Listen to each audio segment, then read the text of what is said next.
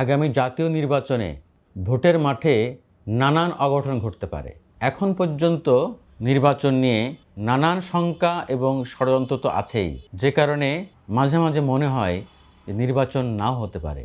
কারণ গণ অভ্যুত্থান বিরোধী শক্তি দিন দিন এত মাথাচাড়া দিয়ে উঠছে, তাদের ষড়যন্ত্র তারা এত বিস্তার করছে যে মাঝে মাঝে ভয় হয়, আশঙ্কা হয় যে শেষ পর্যন্ত না জানি সব কিছু উলটপালট হয়ে যায়। কারণ প্রতিপক্ষ কিন্তু থেমে নেই, দেশি বিদেশি চক্র তারা একের পর এক কার্ড খেলছে, একের পর এক। এবং ফ্যাসিস্ট আওয়ামী লীগের দোসররা তারা সমাজের এক একটা ইস্যুর মধ্য দিয়ে এক এক চেহারায় নিজেদের সামনে নিয়ে আসতেছে। সবই কিন্তু ফ্যাসিস্টের দোসর। কখনো সরকার বিরোধী আন্দোলনের নামে বিভিন্ন ইস্যু ধরে ধরে তারা কিন্তু ওই ফ্যাসিস্টকে ফেরাতে এবং এই সরকারকে বেকায়দায় ফেলতে আপনারা দেখবেন কিছুদিন পর পর এক একটা কার্ড খেলে, একটা ইস্যু হয় না আর একটা ইস্যু ধরে। এবং আন্দোলনকারীদের শব্দাবরণে, দাবি আদায়কারীদের শব্দাবরণে ফ্যাসিস্ট আওয়ামী লীগের দোসররা তারা কিন্তু মাঠে আছে, নানা নামে নানা ঢঙে। তো এদের ব্যাপারে তো আমাদের সাবধান হতেই হবে। কিন্তু আজকে আমি যে কথাটা বলছি সেটি হলো, যদি সব ষড়যন্ত্র ছাপিয়ে সত্যি সত্যি সেই বহুল কাঙ্ক্ষিত নির্বাচনের দেখা আমরা পাই এবং একটি অবাধ, সুষ্ঠু, নিরপেক্ষ নির্বাচন হয়, তাহলে আমার ধারণা এবার ভোটের ফলাফলে নানান অঘটন ঘটতে পারে। আমি তো আগেই বলেছি কয়েকটা ভিডিওতে, নির্বাচন কিন্তু হাড্ডাহাড্ডি লড়াই হবে তিন দলের মধ্যে। ডেফিনেটলি বিএনপি তো বটেই, বিএনপি, জামাত এবং সঙ্গে যুক্ত হয়েছে এবং যুক্ত হবে এনসিপি, এই তরুণদের নতুন দল জাতীয় নাগরিক পার্টি। যত যেইভাবে জোট করা হোক না কেন, আমি তো কনফার্ম যে বিএনপি ভার্সেস হয় একটা জোট হবে, বা যদি জামাত, এনসিপি এবং বিএনপি তারা আলাদা আলাদা ইলেকশন করে, তিন দলের মধ্যে মুখোমুখি লড়াই হবে। এ কথা শুনে হয়তো ভাবতে পারেন যে গাধাও হাসে। না, সত্যিই বলছি যে লড়াইটা কিন্তু হাড্ডাহাড্ডি হবে। এবার কেন বলছি ব্যাখ্যাটা শুনেন। এবারের গণ অভ্যুত্থানের আন্দোলনে যারা অংশ নিয়েছিল তাদের বেশিরভাগ কিন্তু তরুণ। বয়োজ্যেষ্ঠরা, বৃদ্ধরা তারা পিছন থেকে সমর্থন দিয়েছে, একথা সত্য। এবং গত 16 বছরে জ্যেষ্ঠরা এই আন্দোলনের প্ল্যাটফর্ম তৈরি করেছে, কিন্তু এবারের আন্দোলনে বিস্ফোরণ ঘটিয়েছে এবং সাফল্যের দ্বার প্রান্তে নিয়ে গেছে তরুণরা, যারা মরতে শিখেছে, জীবন দিতে শিখেছে।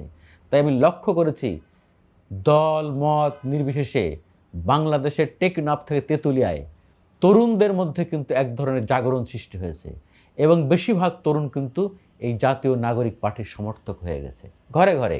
তা আপনি বিএনপি করেন, জামাতি করেন, যেই দলই করেন, অ্যাজ এ সাংবাদিক হিসেবে জানার এবং বোঝার চেষ্টা করছি, তরুণদের কিন্তু একটা সমর্থক তৈরি হয়েছে।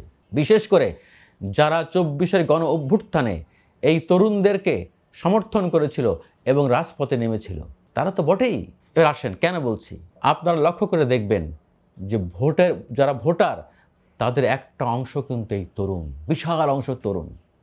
আর তরুণের সংখ্যাটা কিন্তু একেবারে 18 থেকে আমার বিবেচনায় 35। অনেক বলে ভাই 35 তো তরুণ না, 35 যুবক। কেন বললাম? এরা ভোট দিতে পারেনি গত 15 বছরে, যারা ভোট দিতে পারেনি আমার বিবেচনায় তারাও তরুণ। জীবনে ভোট দিতে পারে নাই, তো ভোট দিতে পারে নাই এমন তরুণের সংখ্যাই তো অনেক।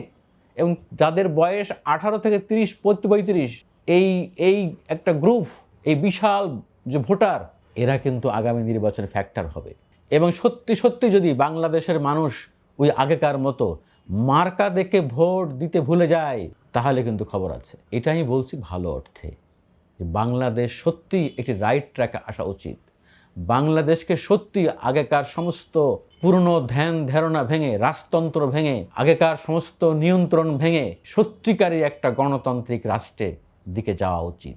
এবং 24-এর গণ অভ্যুত্থানের যে চেতনা, এটাই ছিল কিন্তু যে আমরা অতীতের সমস্ত জরাজীর্ণ, অতীতের সমস্ত কুক্ষিগত নিয়ন্ত্রণ, রাজতন্ত্র, পরিবারতন্ত্র, দলতন্ত্র সব ভেঙে চুরমার করে দিয়ে একটি সত্যিকারের বাংলাদেশ তৈরি হবে, যেই বাংলাদেশ সামনের দিকে এগিয়ে যাবে। প্রত্যেকটা মানুষের মতের, ভোটের মূল্য থাকবে, অধিকার থাকবে, সম্মান থাকবে। আরে ভাই, ভোটটাই তো আসল। দিন শেষে 5 বছর পরে জনগণ যদি যাকে ভালোবাসে, যেই প্রার্থীকে ভালোবাসে, তাকে যদি ভোট দিতে পারে, তাহলে তো অনেক কিছু। তবে হ্যাঁ, এখানে আরেকটি কথা ইম্পর্টেন্ট, জনগণের সামনে অপশন দিতে হবে, ভালো প্রার্থী দিতে হবে। আমরা অতীতে কি দেখেছি? সব প্রভাবশালী মাস্তান ক্যাডার দুর্বৃত্তদেরকে এমপি নমিনেশন দেওয়া হয়েছে, যারা জনগণের উপরে ছড়ি ঘুরায়, যারা সেবক নয় শাসক হয়, যারা এক একটা এলাকার পরিবারতন্ত্রের রাজতন্ত্রের হোতা, যারা এক একটা এলাকায় রাজতন্ত্র কায়েম করেছে, সেই সব গডফাদারদের আমরা দেখেছি নমিনেশন দিতে। আর আওয়ামী লীগ আমরা তো ছিল অন্যরকম, সব দুর্বৃত্তরা হয়েছে সমাজের, সব লাঠিয়াল বাহিনী, ক্যাডার বাহিনীর হোতা, মাস্তানদের হোতা, তাদেরকে বানানো হয়েছিল আওয়ামী লীগের এমপি। আমার এই ভিডিওর মূল বার্তাটা হলো, যদি ঠিকঠাক আগামী নির্বাচনে সব দল থেকে যোগ্য প্রার্থীদের নমিনেশন দেওয়া হয়, তাহলে ভোটের মাঠে হাড্ডাহাড্ডি লড়াইটা হবে চরমে। আর একটা কথা, যদি মার্কা দেখে মানুষ ভোট না দেয়, এটাই হলো মূল কথা, আগামী নির্বাচনে যদি মার্কা দেখে ভোট না দেয়, তাহলে আমি মনে করি ভোটের ফলাফলে অনেক অঘটন ঘটতে পারে। দেখবেন অনেক হেভিওয়েট প্রার্থী হেরে যাবে এবং তরুণদের মধ্য থেকে অনেক জনপ্রিয় তরুণ নেতা তারা এমপি নির্বাচিত হয়ে চলে আসবে। এরকম একটি কিন্তু প্রেক্ষাপট আমরা দেখতে পাচ্ছি। যতই অবহেলা করেন না কেন, আমি কোনো দলের পক্ষে না, বিরুদ্ধেও না, আমি বাংলাদেশের পক্ষে, বাংলাদেশের গণতন্ত্রের পক্ষে, আমি সত্যিকার গণতন্ত্রের পক্ষে, যেখানে প্রত্যেকের কথা বলার, মতামত দেওয়ার স্বাধীনতা থাকবে, যেখানে একটি দল ক্ষমতা এসে স্বৈরাচার হবে না, ফ্যাসিস্ট হবে না, যেখানে মন্ত্রী এমপিদের সঙ্গে দেখা করতে বেগ পেতে হবে না। আমি সেই বাংলাদেশের স্বপ্ন দেখি। নিশ্চয়ই আমার মতো অনেকে এরকম স্বপ্ন দেখেন। আশা করি আমরা যে স্বপ্ন দেখছি, এই স্বপ্ন বাস্তবায়নে আমাদের সবাইকে সামনে এগিয়ে থাকতে হবে, এগিয়ে রাখতে হবে তরুণদের, ভালো প্রার্থীদের, ভালো মানুষদের। আসেন আমরা আগামী নির্বাচনে ভালো মানুষদের নমিনেশন দিই এবং ভালো মানুষদের প্রার্থী ভোট দিই, নেতা বানাই, এমপি বানাই। আল্লাহ হাফেজ।